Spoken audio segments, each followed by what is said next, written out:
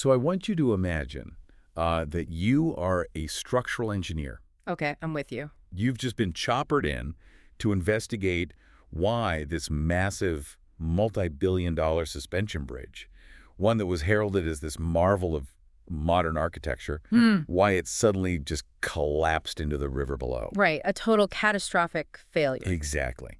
And when you step onto that wreckage, clipboard in hand, you're operating in a very specific mode. You aren't looking for mystical reasons for the collapse. You're definitely not. Right. You aren't interviewing the mayor to find out if the ribbon-cutting ceremony was, festive enough, or if the original architect was a morally pure person. Because that has nothing to do with the physics. Exactly. You certainly don't care if the bridge was officially blessed by a local cleric before it opened to traffic. You are out there looking for sheared bolts. You're calculating tensile strength. You want to know exactly where the physical laws of load-bearing and gravity were violated? Because, gravity does not care about your intentions. No, it doesn't. It doesn't care about your purity or your prayers. Gravity only cares about the math. The math is completely ruthless. It really is. The laws of physics, they don't accept apologies, and they really don't care how passionately a community believes in that bridge. If the calculations of cause and effect are wrong, the steel bends and the structure falls, it's terrifying, but it's an ultimately beautiful kind of objectivity.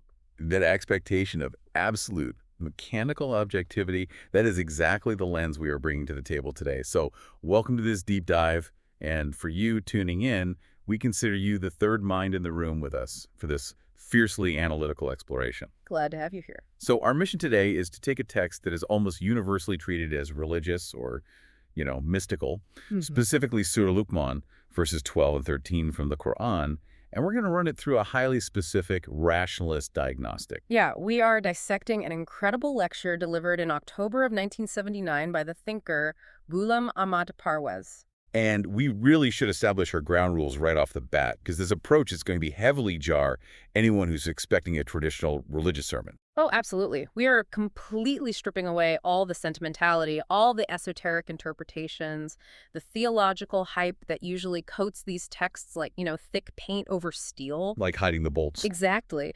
Parvez's 1979 lecture is effectively a masterclass in reading ancient scripture, not as spiritual poetry to make you feel warm and fuzzy, but as a rigid, functional operating system for human civilization.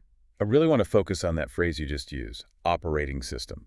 Yeah. Because we are approaching this material as if we are master sociologists and systems engineers, and we're trying to reverse engineer a foundational blueprint. Right. The core thesis we're unpacking today is that true wisdom, what the text calls Hikmah, is not some mystical blessing that magically descends from the clouds onto a chosen saint. No, it is the precise objective capability to read cause and effect. Right. And the inverse of that thesis is just as important, isn't it? Yeah, it is. The greatest threat to any civilization isn't a lack of devotion.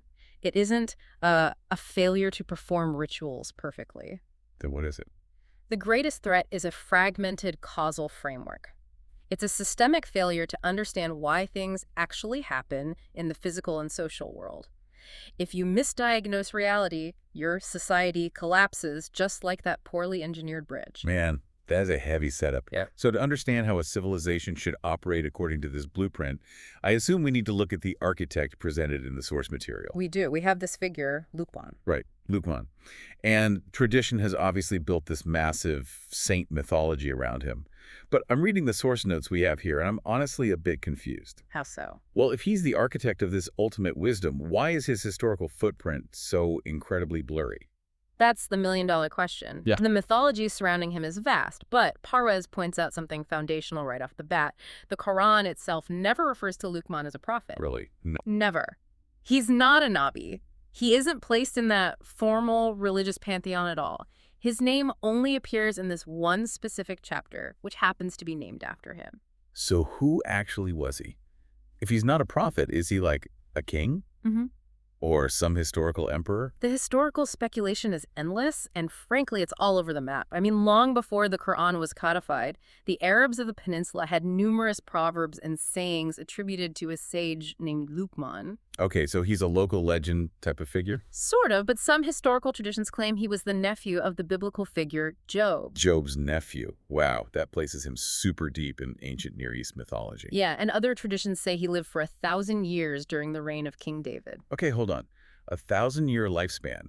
That is a massive red flag for any kind of historical literalism. Exactly. And then you have completely different theories. Some suggest he was an Ethiopian slave living in Egypt. That's a huge shift from being Job's nephew.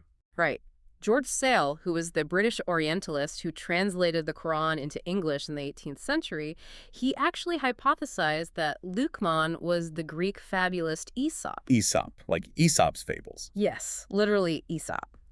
Then you have scholars like Dr. Springer, who, along with some Arab historians, suggested he was a figure named Al-Qasai, who also had famous proverbs attributed to him. This is wild. There are even academic links attempting to tie him to a figure named Lemuel in the Book of Proverbs. Okay, I am really struggling to understand something here. Why would a text that is supposed to be the ultimate rigorous blueprint for reality center, a guy whose identity could be anything from a Greek storyteller to a 1,000-year-old mythological sage? Right, it seems contradictory. Yeah, from a purely administrative standpoint, his resume is a total disaster. You can't Yeah. verify any of his credentials. And that frustration you're feeling right now, that's exactly the trap that traditional interpretations fall into. They desperately want a pedigree. Yeah, people want the credentials. But Parwez argues that the ambiguity is the entire point. The text's complete indifference to Luqman's actual historical identity or his bloodline or his official rank, it's a deliberate feature, not a bug. Oh, interesting. It absolutely does not matter who he was or where he came from. What matters is the hikmah, the practical wisdom that he possessed. Look at how the text states it. We gave Luqman wisdom. It focuses entirely on the attribute itself. Okay, let me see if I can map this onto something modern, because it sounds a lot like the ethos of open source software development. That's a good analogy. Go on. Well, in the corporate world, you care about the resume, right? You want to know if the software engineer went to MIT or Stanford. Obviously. But in the open source community, if someone drops a brilliant piece of code on GitHub that perfectly patches a massive server vulnerability, nobody asks for their diploma. No, they just use the code. Exactly. They don't care if the coder is a 60-year-old veteran in Silicon Valley or like a 14-year-old kid in a basement in Estonia. The only question that matters is, does the code compile? Does it run? Does it fix the server? That is a phenomenal way to frame it, yes. Luqman is basically the open source developer who wrote the code for reality. I love that. The text is indifferent to his biography because the code itself is what is being offered to humanity. And if we look at the very first line of that code, verse 12, it is incredibly specific. It says, we gave Luqman wisdom, be grateful to God. And see, this is where the traditional reading usually loses me. How come? Because I hear the phrase, be grateful to God, and my mind immediately goes to ritual. Like you eat a good meal, you wipe your mouth, you say a quick thank you, God, and you go back to whatever you were doing. Right, a purely emotional response. Yeah, it's polite, it's a feeling, but a feeling isn't an operating system. How does Parwez get a systems engineering blueprint out of essentially just saying, say thank you? He gets there by redefining what gratitude actually is in the specific context. Through Parwez's sociological lens, gratitude, which is the word shukr, is not an emotional state at all. What is it then? It is a hard, measurable unit of civilizational accounting. It is a correct accounting of causes. The text explicitly follows up the instruction to be grateful with a mechanical rule. It says, whoever is grateful benefits himself. Whoever is grateful benefits himself. Wait, so the gratitude doesn't benefit the entity being thanked? Exactly. It is an operational feedback loop. If you take the wisdom you have been given, your hikmah, your ability to read cause and effect, and you figure out how a system works, you get a positive result. Okay, so give me a practical example of that. Let's say you figure out agriculture. You study the soil, the water cycles, the seasons, you get a bumper crop. Gratitude in the system isn't just feeling happy in your heart about the food. All right. Gratitude is taking the seeds from that crop, maintaining the irrigation system that watered it, and planting again according to those exact same objective laws of nature. You channel the wisdom back into the system. Wow. By doing so, you ensure your own survival for the next season. You have closed the feedback loop. That completely flips the script for me. It takes this airy, floaty concept of gratitude and turns it into literal return on investment. Yes, ROI is a great way to put it. If you correctly account for your causes, you just keep reaping the effects. And to really lock this concept in, we have to do a linguistic deep dive. Let's do it. If we really want to understand this code, we have to look at the specific language used to program it. Parwez places massive emphasis on the classical Arabic roots. You have to remember, the early Arabs living in the 7th century Hijaz were not theoretical philosophers sitting in velvet salons debating abstract No, metaphysics. they were pastoral nomads trying to survive in one of the harshest desert environments on the planet. Exactly. I mean, if you spend your time debating the esoteric nature of existence out there, your camel dies, your well dries up, and you starve to death, your language fundamentally has to reflect survival mechanics. Survival mechanics is the perfect term. So let's look at the word hikmah, which is usually translated as wisdom. In modern South Asian cultures, if you walk down the street, you'll see the word hakim used everywhere. Right. And that means a medical doctor, doesn't it? Yeah, specifically a tabib practicing traditional medicine. You have a stomach ache, you go to the hakim for some herbs. I can see how that usage really limits the scope of the word. It makes it sound highly specialized, like a biological technician. But Parwez argues the classical Arabic root of hikmah is much broader than that. It originally referred to a philosopher, but specifically a rational thinker. Okay, not a mystic. Right. Hikmah is the capacity for reason. It is rationality itself. It is the specific intellectual capability to observe the physical world, see how variables interact, and make rational deductions based on cause and effect. It is absolutely not a mystical insight. It is the engine of reason. Okay, if Hikmah is the engine of reason, like the analytical processor, then what is the output? We mentioned Shukr earlier, the word usually translated as gratitude. What is the survival mechanic root of Shukr? This is where Parwez's linguistic analysis becomes stunning. When a classical Arab used the root word for shukr, they were referring to something intensely physical in their pastoral life. Like what? They used it to describe an animal like a goat, a sheep, or a camel, whose udder was so entirely filled with milk that the drops were spontaneously leaking out. Wait, literally? An overflowing udder. Literally. The Arabs called an udder in that specific state mashkur. When you strip away centuries of theological softening, shukr means employing a method or exerting labor in such a way that it produces absolutely overflowing, abundant results. That is incredible imagery. Results so rich and heavy that they're physically visible, just dripping with excess. My mind is kind of racing with the implications of that, because if shukr means an overflowing udder, then it has absolutely nothing to do with a polite thank you note. Nothing at all. It is maximum operational efficiency. It's the method by which human labor, guided by the engine of reason, which is hikmah, produces such an incredible surplus that it spills over into the society. Think about a modern supply chain. If I run a factory and I optimize my logistics, pay my workers excellently, and we produce an incredible surplus of goods that betters the community, that operational excellence is shukr. And you can see why Parwez fiercely fought the traditional interpretation. If you translate shukr as merely saying thank you, you pacify a population. Oh, absolutely. You tell a struggling, impoverished society, just be happy with the scraps you have, say thank you to God, and your reward will be in the afterlife. Which is so convenient for whoever's in power. Extremely convenient. But if you translate it through its actual root, as the production of overflowing tangible results through rational labor, you are demanding an active, highly productive civilization. You cannot have a stagnant, starving society and claim to be practicing shukr. Man, I am fully on board with the overflowing milk analogy, but I have a major sticking point here. Okay, lay it on me. Verse 12 says, be grateful to God, or, to use our new definition, produce overflowing results for God. The Arabic phrase used is lillah, for God. Right. I can't shake the feeling that this still sounds like we are working for a boss. It still echoes the traditional view that humans were created to work, bow, and produce surplus just to pacify a needy deity in the sky. How does a rational systems engineer reconcile the phrase, for God? That sticking point is exactly what Parwez addresses next, and it is perhaps one of the most revolutionary reframings in his entire lecture. I'm all ears. He dismantles what we can call the tyranny of the needy boss. He points out that the source material explicitly defines the divine system with two very specific attributes, Ghani and Hameed. Let's define those terms for clarity. Sure. Ghani means completely self-sufficient, independent. It has zero needs. It requires absolutely nothing from the outside to sustain its existence. Okay, and the other one? Hameed means praiseworthy by its very nature, structurally perfect, regardless of whether anyone is actually praising it. Right, so if a system is completely self-sufficient, Ghani, and already perfect, Hameed, it logically cannot need my overflowing milk. Exactly. It doesn't require my surplus to survive. And Parwez illustrates this with a fantastic historical metaphor. the construction of the Taj Mahal. Oh, I like this. Emperor Shah Jahan wanted to build a monument so magnificent that his name would be praised for centuries. But Shah Jahan was entirely needy. He couldn't lift the marble himself.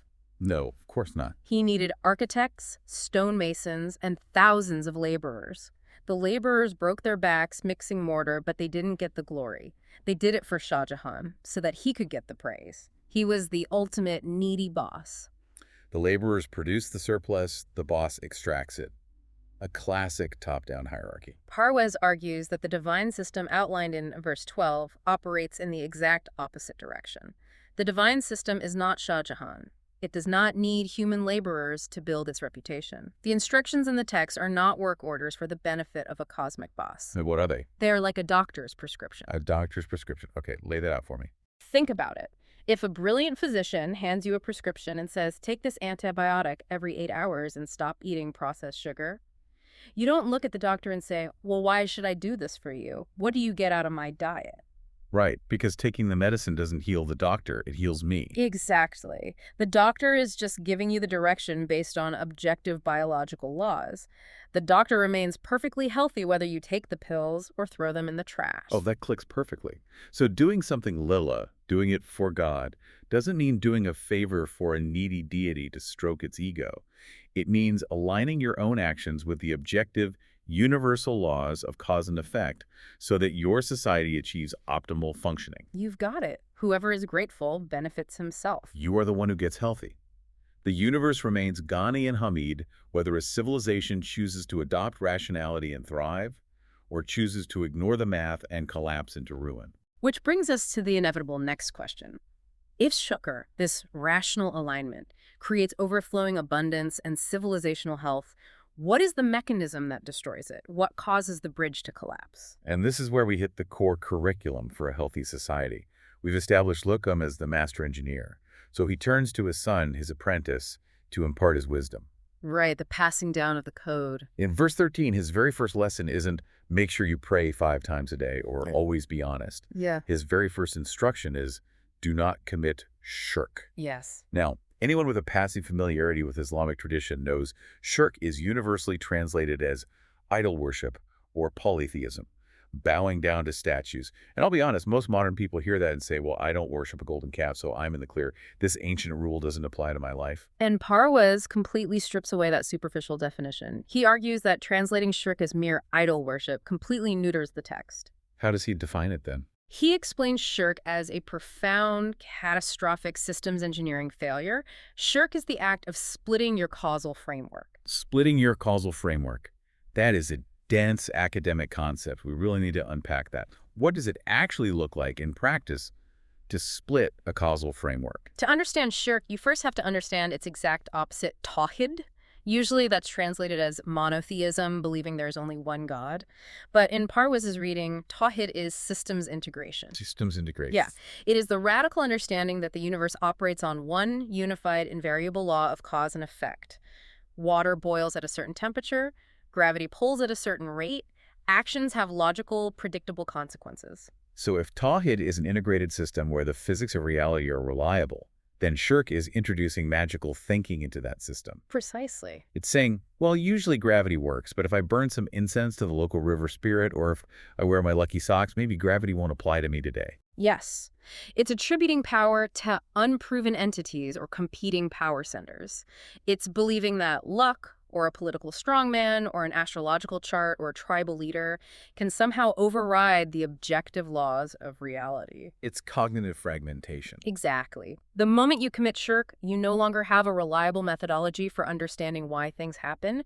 You've corrupted the engine of reason. I want to dig into the exact phrasing Luqman uses in verse 13. He says, indeed, shirk is a great zulm. Traditionally, zulm is translated as injustice or oppression. But given how mechanical everything else has been so far, I suspect Parwez has a much more structural definition for this word as well. He definitely does. The word injustice in English carries a really heavy, moral, legalistic, almost emotional weight. We think of a corrupt judge or an unfair law. Right. But Parwez defines zulm based on its pure classical root, which simply means placing something in the wrong place. Placing something in the wrong place. That sounds almost, I don't know, mundane, like putting your keys in the fridge. It sounds mundane until you apply it to a macro scale. Think back to our suspension bridge analogy. Okay.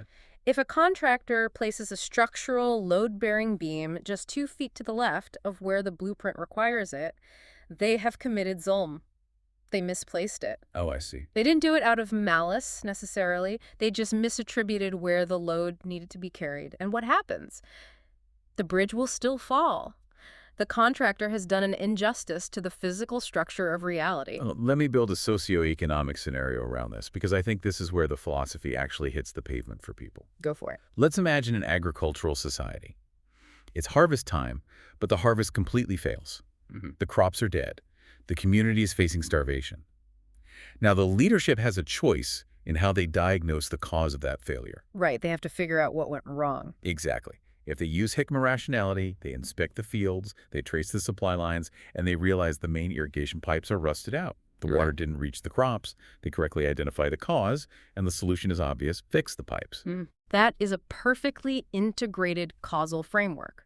They found the mechanical failure and applied a mechanical solution. But what happens if that society commits shirk? Their causal framework is split.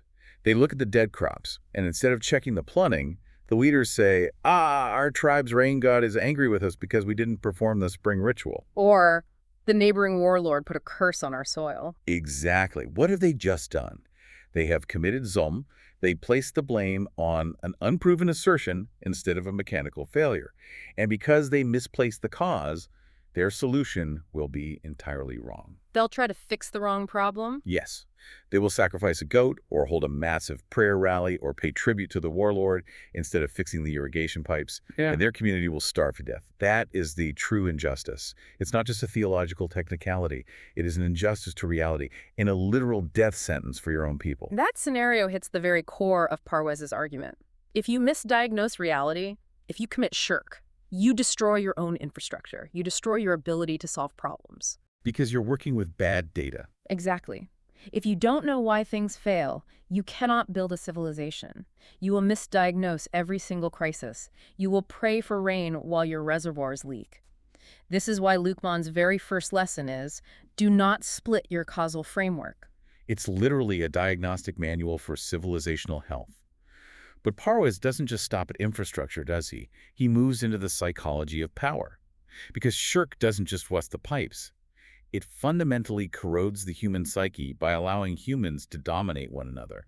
This is where Parwez's sociological analysis becomes razor sharp. He dives into the human ego. He identifies a dark, microscopic desire embedded in human nature, the desire for authority over others. The desire to be a mini-god. Precisely. To have others submit to your personal will rather than an objective law. The source material provides some incredibly relatable, almost painfully everyday examples of this. We aren't just talking about emperors and kings here. Not at all. Parwez talks about the regular laborer on a work site, a guy who is just part of the crew hauling bricks. But the moment the overseer promotes him to a mate, like a foreman, suddenly his neck gets stiff. Oh, we all know that guy. Right. He won't talk to his former peers in the same tone. He relishes that tiny sliver of authority. He can order someone around. Parwez gives another example, a standard clerk in a government office. You promote him to head clerk, maybe give him a tiny, meaningless 5-rupee allowance, and suddenly he demands prestige. He wants the other clerks to fear him, to stand up when he walks in. Exactly. The illusion of the corner office. It's the exact same dynamic when a small-time entrepreneur suddenly becomes a wealthy industrialist. He stops seeing his employees as human beings subject to the same biological and economic laws as him and starts seeing them as subordinates to his personal will. He becomes a tyrant of his own fiefdom.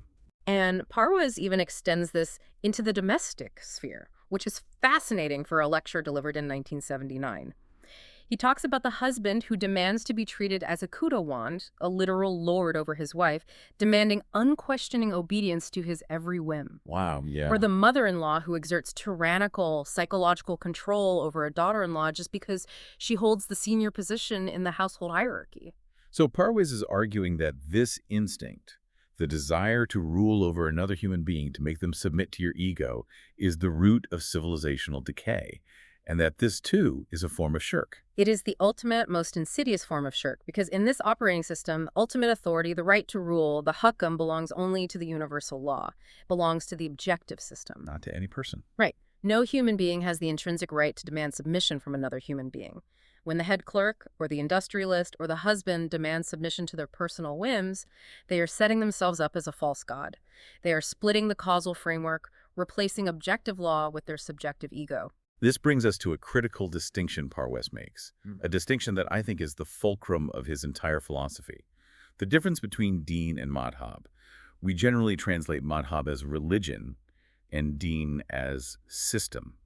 How does he contrast these two in practice? The contrast is absolute. Madhab religion is portrayed as a tool that pacifies people. In a religious framework, as long as people can perform their rituals, say their prayers, ring their temple bells, light their incense, fast on the right days, they feel they have fulfilled their cosmic duty. It checks the box. Exactly. Religion allows people to be ruled by others. You can be politically oppressed, economically starved, and socially humiliated, but as long as you can go to your mosque on Friday, the religion tells you everything is fine. Your reward is in the afterlife. It's the ultimate opiate for the masses. It keeps them docile. But Deen is entirely different. Deen is a complete socio-economic system of life in the here and now. It is not about personal private piety. It is an organizational structure where the fundamental, unbreakable rule is that no human rules another. Period. Everyone, from the highest head of state to the lowest street sweeper, is equally subject to an objective, transparent rule of law. Deen cannot coexist with tyranny, colonialism, or subjugation. Which brings us to the 1935 All India Radio anecdote. I want to spend significant time here because when I read this in the source notes, my jaw practically hit the floor. It is an amazing story. It perfectly historically illustrates the explosive difference between religion and system. It really is a phenomenal piece of historical context. We should set the scene for this. Let's paint the picture. It is 1935. We were in British India. The British Empire is at the absolute height of its colonial bureaucracy in New Delhi. The All India radio station has just been established. It is a massive new technological tool, and it is tightly controlled by the colonial government. Very tightly controlled. Nothing goes on the air without approval. Right. So the speaker from our source material, who is a government servant working in the British Home Department, is invited to give a speech on the radio for the Islamic occasion of Hajj. And on the surface, this sounds completely innocent. A mid-level government employee giving a polite 15-minute religious talk about the festival of Hajj. It's good public relations for the empire to show they respect local customs. Exactly. So he writes his script, and it goes up the bureaucratic chain of command for clearance. It eventually lands on the desk of a senior British official. The source names him as Thompson, a secretary or joint secretary in the Home Department. Right, Thompson. But Thompson isn't just a paper-pushing administrator. He happens to be an Oriental scholar. He's deeply well-versed in Eastern languages, Arabic roots, and Islamic texts. Thompson calls the speaker into his office, sits him down, and asks, "What exactly is the topic of your speech?" And the speaker replies that he will be talking about the historical example of Abraham. Again, it sounds like a standard harmless Sunday school topic. But Thompson presses him. He leans in and says, "If you talk about Abraham, you're going to talk about Abraham's rejection of Shirk, aren't you?" And the speaker, probably thinking he's just having a nerdy theological chat, says, "Yes, of course, the rejection of Shirk is the core of the Abrahamic story." And this is where the trap snaps shut. Yes. Now put yourself in Thompson's shoes. What does Thompson realize in that moment, knowing the true systemic definition of Shirk? Thompson realizes the script is a ticking bomb. Yeah. He looks at the speaker and says, and I'm paraphrasing the essence of his realization here, if you preach against Shirk, you are preaching that no human has the right to rule over another human. No chills. You are preaching that ultimate sovereignty belongs only to the objective law. If you broadcast that message on the state radio, you are explicitly calling the British Empire a false god. Wow. You are telling millions of listeners that submitting to the British crown is a violation of their causal framework. You are essentially preaching a political revolution. The brilliance of this historical moment is just staggering. Mm-hmm. The British bureaucrat understood the explosive systems-level threat of true Islamic philosophy better than the colonized people did. It's the grand, tragic irony of the colonial era. The Muslims of India thought Shirk just meant bowing to statues of Vishnu or Shiva. Since they weren't doing that, they felt very pious and comfortable in their monotheism. They thought they were safe. But the scholars who studied the raw mechanics of the text to understand how to govern these populations, they knew that the intellectual core of the Quranic system, the Deen, was a radical declaration of human equality and a total rejection of arbitrary human authority. And the British were perfectly happy to allow Madhab. They were thrilled to allow religion. Our source notes that the British proudly championed religious freedom. They let the church bells ring, they let the Izan echo from the minarets, they even built beautiful ornate mosques right near the Secretariat in New Delhi. Because religion kept the colonized population busy. Exactly. The British could say, look at how benevolent we are, we respect your faith, go pray. But they absolutely, ruthlessly drew the line at Deen. They allowed the rituals of prayer as long as the causal framework of power, the Hukam, remained firmly in the hands of the viceroy. So Thompson basically gave him an ultimatum. You can give your speech about Abraham rejecting Shirk if you want, but you will be fired from the government immediately, and you will suffer the consequences of inciting sedition. He wasn't playing around. No.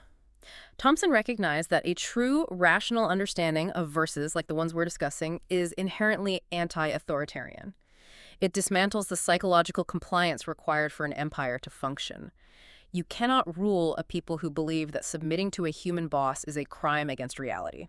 Which brings us to the ultimate synthesis of all this. We need to tie Luqman's ancient curriculum, these ideas of permanence and change, the law of requital to our modern reality. Because, 1935 was a long time ago, and 7th century Arabia was even longer. Right. If this is truly an operating system, how does it compile today? Well, the source material argues that the underlying physics of civilization do not change. The permanent principle is that a healthy civilization relies on the accurate attribution of cause and effect. It's that simple. It relies on Hikmah rationality. It produces Shukr-abundant results by following laws, and it fiercely guards against Shirk, fragmenting the causal logic or allowing humans to play God. The law of requital mukafati amal operates precisely because it is the mechanism that enforces correct attribution. Aligned action produces. Misaligned action degrades. And what is the ultimate vision if a society actually implements this Deen, if they run the operating system flawlessly?